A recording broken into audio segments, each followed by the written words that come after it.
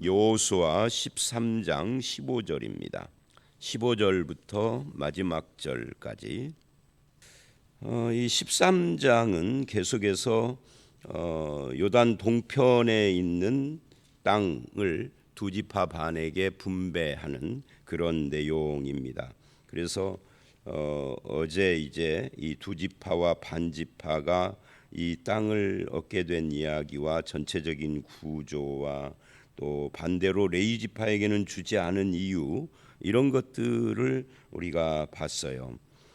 오늘 이 본문을 보면은 첫 번째로 눈에 띄는 것 중에 하나가 15절을 보면 모세가 르우벤 자손의 지파에게 그들의 가족을 따라 기업을 주었으니 하느니, 가족을 따라라는 말이 계속 반복된다는 거예요. 여기서도 그렇고 24절의 두 번째 문단, 그러니까 15절은 르우벤 자손에게 준 거고요. 15절부터 23절, 또 24절서부터 28절은 여기에 갓지파에게 준 건데 거기서도 가족을 따라라고 24절에 기업을 주었다 하고요. 29절서부터는 므낫세 반지파에게 기업을 준 거 이야기를 하는데 거기서도 가족을 따라 주었다라고 말씀을 하고 31절에 마무리를 하면서 그들의 가족대로 받으니라 이렇게 말을 해서 이 가족을 따라 주었다라는 것이 첫 번째 우리가 이 본문에서 봐야 할, 또 주목해야 할 말씀이다라고 할 수가 있습니다. 하나님은 가정을 중요하게 생각을 합니다. 우리가 흔히 이제 사역자와 일반 성도를 구분하는 것이 옳으냐 하는 것을 떠나서 사역자들 가운데, 특히 목회자들 가운데 가족, 하나님을 이제 섬기는 사람이 됐으니 가족에 연연하면 안 된다든지, 또 가족의 어떤 것에 내가 시간을 뺏기거나 이렇게 하면 안 된다는 의식을 가진 분들이 의외로 좀 있어요.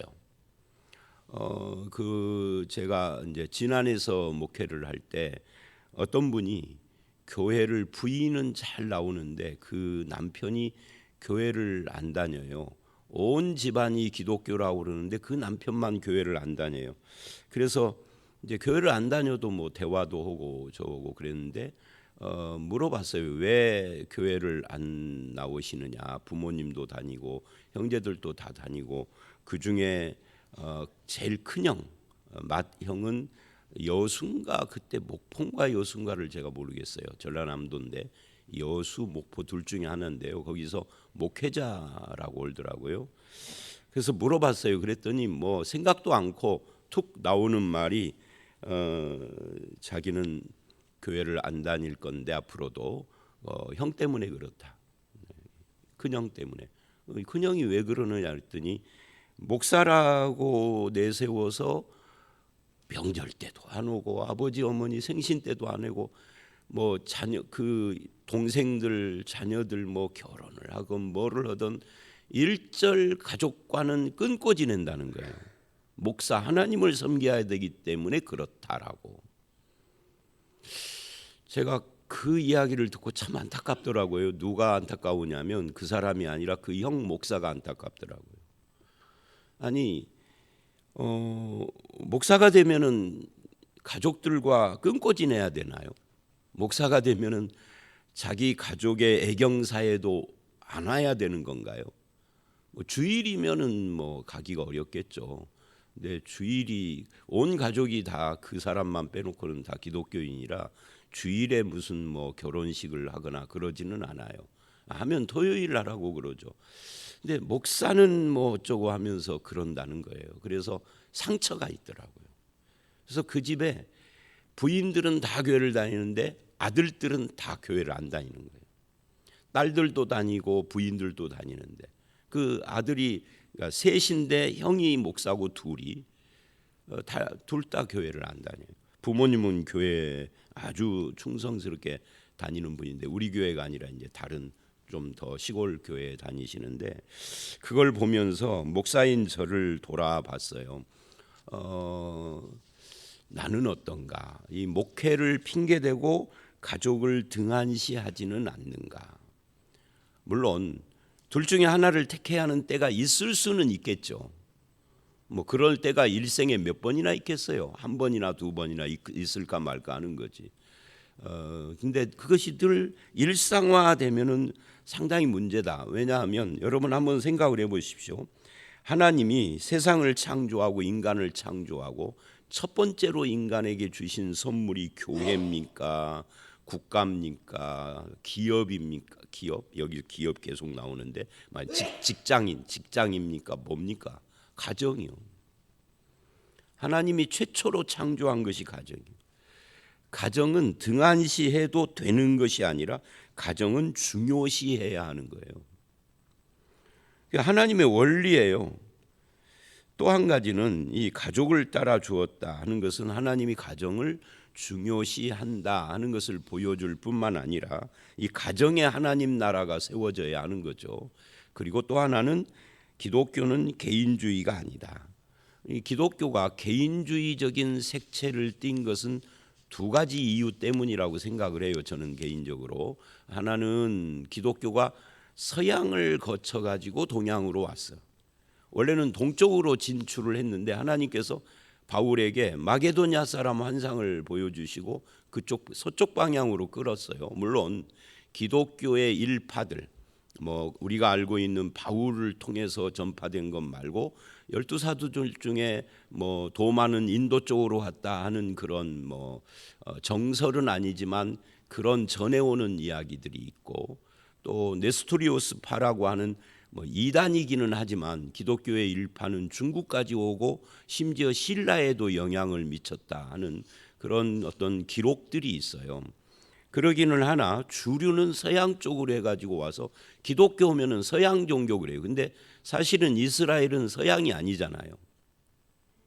이스라엘 사람들 얼굴이 서양인들을 많이 닮았는데 지금 보면 그거 왜 그러냐면 2000년 동안 서양에서 섞였기 때문에 그러는 거예요. 흩어져가지고. 원래는 그런 게 아니라 중동형입니다. 그러니까 정확히 말하면 중동이고 넓게 말하면 아시아죠. 근데 기독교를 서양 종교라고 한다고요? 그러면 불교도 서양 종교인가요? 인도에서 시작이 됐으니까. 인도의 지배계급은 얼굴이 서양 닮은 사람들이에요. 어쨌든 그래서 이게 기독교가 서양으로 해서 동양으로 들어왔기 때문에 이게 개인주의 성향이 강한데 그건 서양 쪽 사람들이에요. 또 한 가지는 왜 서양 쪽 사람들은 개인주의가 강할까? 기독교가 들어가기 전부터 그랬는가? 그건 제가 잘 몰라요. 그런데 기독교에서는 한 사람 한 사람 영혼이 하나님과의 관계 맺음을 굉장히 중요시 여기죠.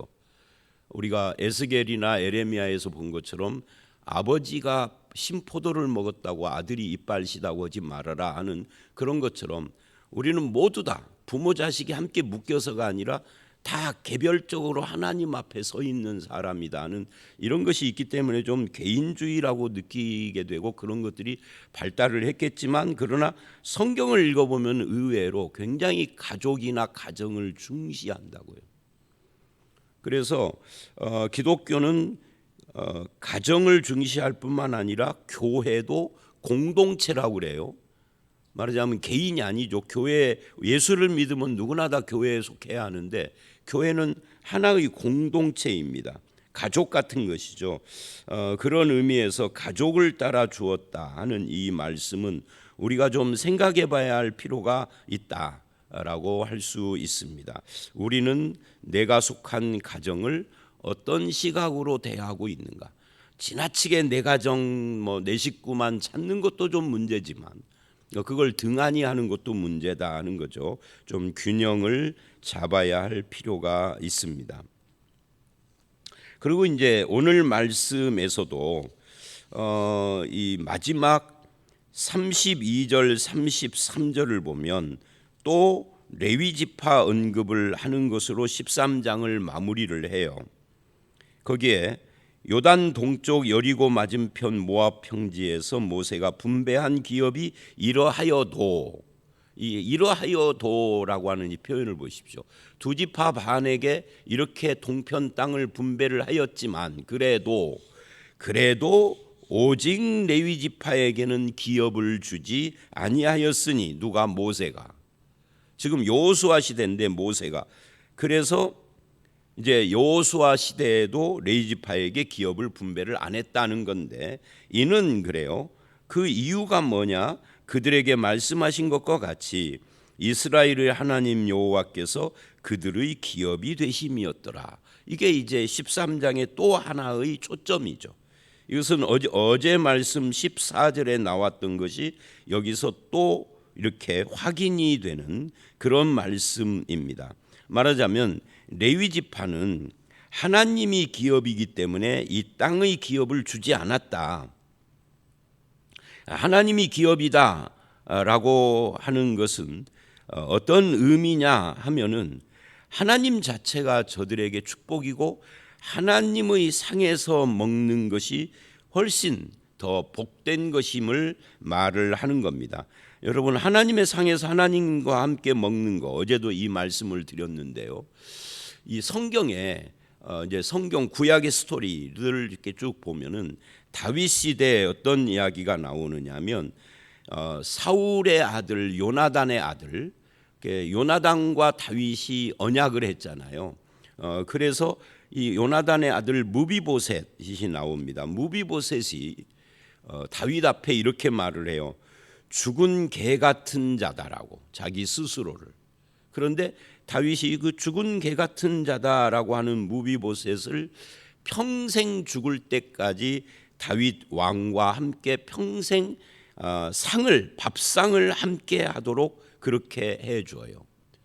그런 것처럼, 그러니까 인간 왕인 다윗과 밥상을 평생 함께 하는 것도 엄청난 은혜라고 무비보셋은 그렇게 생각을 했는데, 레위는 하나님의 상에서 먹는 거라고요. 하나님의 상을 어디에 근거를 하느냐 하면 이 33절은 그냥 하나님이 기업이 되었습니다 그러지만 14절에서는 이스라엘 하나님 여호와께 드리는 화제물이 그들의 기업이 되었음이라라고 해요. 이 화제물이 하나님께 드리는 거잖아요.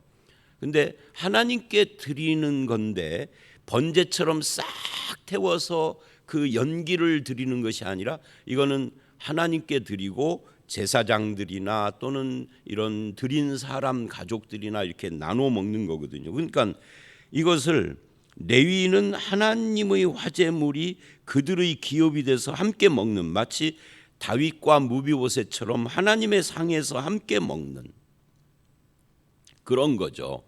예를 들면 전 세계의 최고 부자가 저를 부르더니 내가 당신한테 1억을 주는 거하고 당신과 내가 매일 아침마다 식사를 함께 하는 것 중에 하나를 택해라 하는 거고 비슷한 거예요. 일단 당장은 1억이 좋겠지만 길게 보면은 매일 식사를 함께 하는 것이 훨씬 낫죠. 매일 식사를 하다 보면 친해지고 내 얼굴에 근심이 보이면 왜 오늘은 우울하냐, 좀 당장 돈이 10억이 필요합니다 이럴 수도 있잖아요. 하나님의 상에 함께 먹는 자가 되었다. 그래서 고린도 전서 9장을 보면 바울이 자기가 그렇게 목숨을 걸고 복음을 전하는 이 복음을 전한 자의 상이 뭐냐라고 그렇게 스스로 질문을 해요. 고린도 9장 안에서 나의 상이 뭐냐? 앞에는 어떤 이야기가 나오느냐면 내가 이렇게 사도로서의 삶을 살았지만 권리를 다 쓰지는 않았는데 그러면 나에게 주는 상이 뭐냐라고 할 때 대답을 어떻게 하느냐면 내가 복음에 참여하는 것이다 이렇게 말을 합니다. 복음에 참여하여 쓰임 받는 것이 상이다. 하나님과 교제하고 그분과 함께하는 것이 복이다. 그것으로 우리가 감사하는가? 하나님과 함께 상을 하고 상을 같이 대하고 하나님이 나의 기업이다. 어제는 제가 이것을 성만찬의 떡과 잔에 참여하는 것으로 연결을 했는데 하나님 자신이 우리에게 기업이 된다라고 하는. 그런데 나의 기업이신 하나님은 이 땅을 창조하신 창조자예요.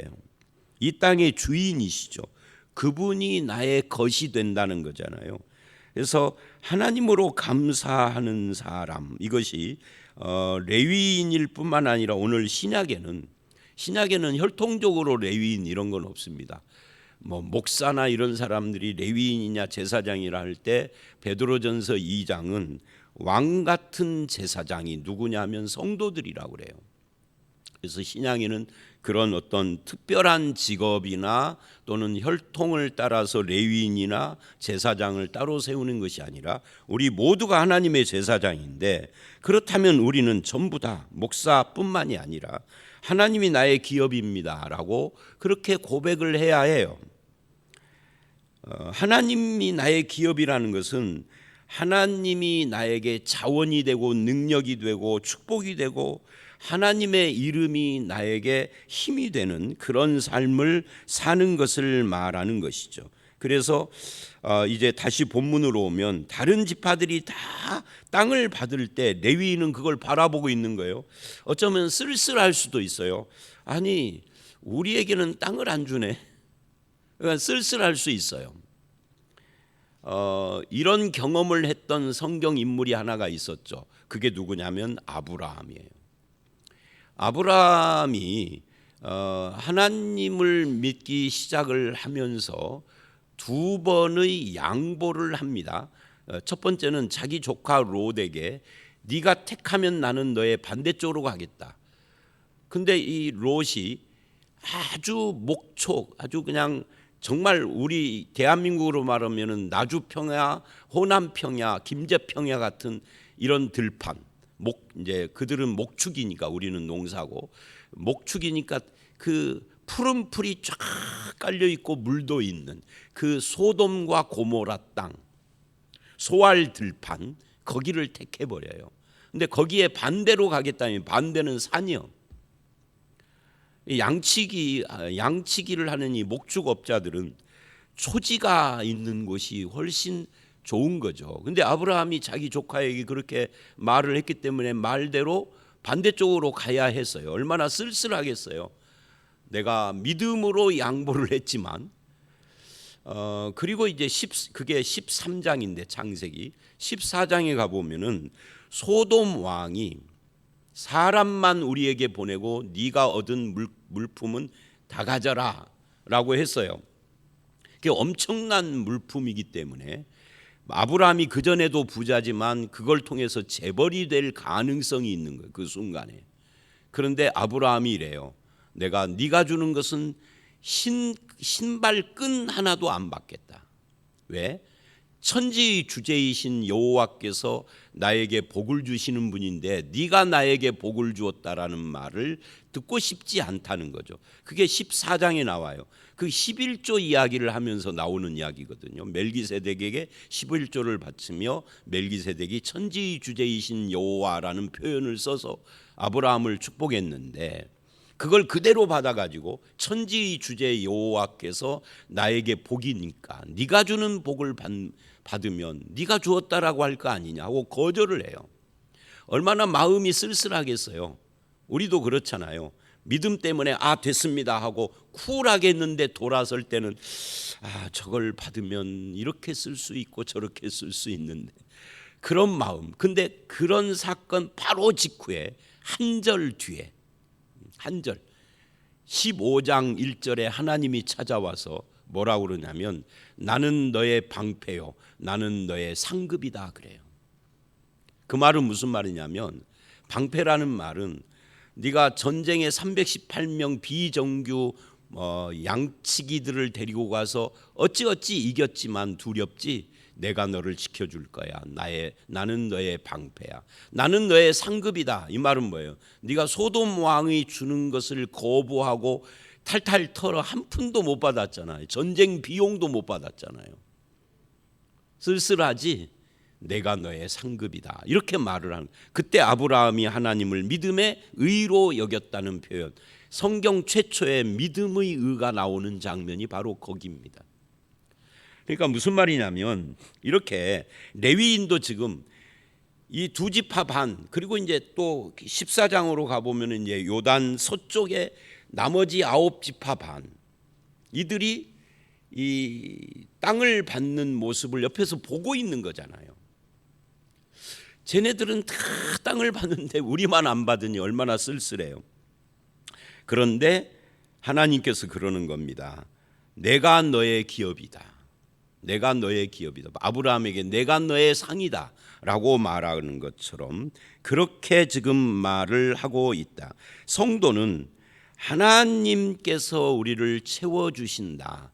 하나님이 기업이다. 이걸 믿는 자인 겁니다. 그래서 세상과 야합해서 그런 물질과 명예와 탐욕과 이런 것에 침을 흘리는 것이 아니라, 또는 누군가와 비교하는 비교의식에 빠져서 그렇게 하는 것이 아니라 이제 하나님을 믿고 의지하고 하나님이 주시는 것으로 살아가는 자가 되는 것이죠. 그래서 성도는 신약에 오면은 하나님이 나의 기업이다, 이걸 약간 바꾸면 예수 그리스도가 나의 기업입니다 라고 하는 이것이 우리의 그리스도인의 긍지요 기쁨이 되어야 한다는 것을 보여주는 겁니다. 자, 이렇게 해서 13장이 다 마무리가 되는데, 나머지 뭐 어디 땅을 받았다 하는 것은 자세히 이걸 설명할 필요는 없어요. 이런 땅 우리 잘 모르는 땅, 이게 전라도 어디, 여수인지 경상도 어디, 무슨 대구인지 이런 거 자세히 알 필요, 궁금하면, 어제 말했죠, 이런 경우에는 궁금하면 지도 보시라고요. 근데 중요한 것은 제가 지금 말한 가족, 그 다음에 레위, 이런 것인데, 결국 이 13장을 마무리하면서 우리에게 적용적으로 도전하는 것은 하나님이 우리에게 주신 기업을 헤아려 봐라. 레위 입장에서는 하나님이 기업인데 레위 빼놓고 나머지 지파들은 땅을 받았으니까, 그러면 하나님이 저와 여러분에게도 주신 기업이 있을 거 아니에요. 어떤 경우에는 믿음이 우리의 주신, 하나님이 주신 기업일 수도 있고, 가정은 말할 것도 없고, 직업도 나에게 주신 기업일 수 있고요. 뭐 건강, 뭐 이런 것들도, 재능, 뭐 달란트, 생명, 뭐 이런 것들도 다 하나님께서 주신 우리의 기업이에요. 직업이라든지, 아니면 어떤 사람은 이제 그 살아가는 직업의 형태에 따라서는 내 옆에 사람을 붙여 주신 것도 하나님이 주신 기업이에요. 제가 이렇게 이제 다른 목사님들하고 대화를 하다 보면은, 가끔 매일 그러는 건 아닌데 어쩌다 보면은 이제 목사님들이 자기 목회 굉장히 힘든다는 이야기를 할 때가 있잖아요. 그러면 이제 나도 나를 돌아봐요.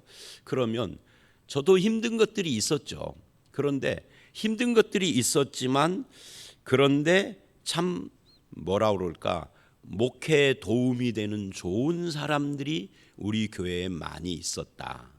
그러니까 내 힘과 뭐 안 믿는 사람처럼 내 운빨로 뭐가 된 것이 아니라 하나님께서 좋은 사람들을 보내주신 거죠. 그래서 함께 협력하고 나아가고 하는데 내가 참 여기까지 온 거구나. 그러니까 하나님이 주신 기업이라는 것이 당연하단 말이죠. 어떤 사람에게는 어떤 환경이 될 수도 있고 어떤 기회가 될 수도 있고요. 성도들에게는 이런 것일 수도 있겠어요. 어떤 분이 이런 말을 해요. 등록을 할 때 물어보면, 내가 다른 교회를 이렇게 오랫동안 다녔었는데 그 교회를 떠나서 교회를 찾으려다 보니까 너무너무 힘들었다. 이사 가는 것보다 훨씬 힘들었고 뭐 그런 말을 해요. 목사는 그거 잘 몰라요. 왜냐하면 목사도 교회를 옮기지만 그 교회를 옮기는 것은 이제 사역을 위해서 옮기는 거니까. 근데 성도들은 다니던 교회를 떠나서 옮긴다는 것이 그렇게 힘들다고 하는 말을 하더라고.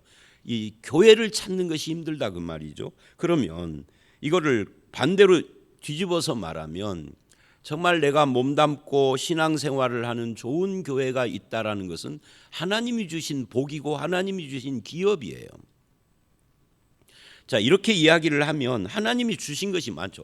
자녀를 빼놨네요. 아까 가정 이야기 했으니까 빼놓고 지나간 거예요. 자녀도 그렇고요, 기업이고요. 시편에 보면은 이 자식에 대해서 말을 하기를 화살통의 화살과 같다 그러잖아요. 하나님이 주신 복이다, 그런 이야기입니다. 그런데 어떤 사람들은 아무것도 하나님께 받은 것이 없는 것처럼 말하고 행동하는 사람들이 있어요.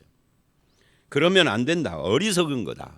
그래서 하나님이 주신 것들을 헤아려 보고 감사하고 그것을 사용하며 또 하나님이 주신 것들 중에 어떤 것은 발전시켜 나아가야 되는 것이 있죠. 은사 같은 경우에 재능, 은사 이런 것들은 받고 그냥 끝나는 것이 아니라 발전시켜 나아가며 최종 목적은 하나님께 영광을 돌리고 감사하는 그런 삶을 사는 것입니다. 저와 여러분의 삶이 하나님의 주신 것들로 감사하고 하나님 자신이 나의 기업이심을 감사하고 이 감사하는 삶을 사는 저와 여러분 되시기를 주의 이름으로 축원합니다. 함께 기도하겠습니다. 하나님 아버지, 하나님께서는 이스라엘에게 땅을 주실 때 가족을 따라 주심으로써 가정을 얼마나 중요시 하는지를 우리가 알았습니다. 신앙을 핑계로 가족과 가정 공동체를 등한히 하는 일들이 없도록 우리를 붙들어 주시고 교회 공동체도 가정과 같은 그런 분위기와 모습을 이루어갈 수 있도록 주께서 함께하여 주시옵소서. 우리가 하나님께 받은 것이 많은데도 받은 것이 없는 것처럼 생각할 때가 있습니다. 하나님 자신이 우리의 기업이라는 이 말씀으로부터 시작을 해서 하나님이 주신 신앙, 직업, 가정, 건강, 생명, 재능 그리고 사람, 환경, 기회와 교회와 자녀들까지 하나님이 주신 것을 감사하고 하나님이 주신 것을 사용하여 영광을 돌리는 그런 저희 모두가 되게 하여 주시옵소서. 예수님 이름으로 기도드렸사옵나이다. 아멘.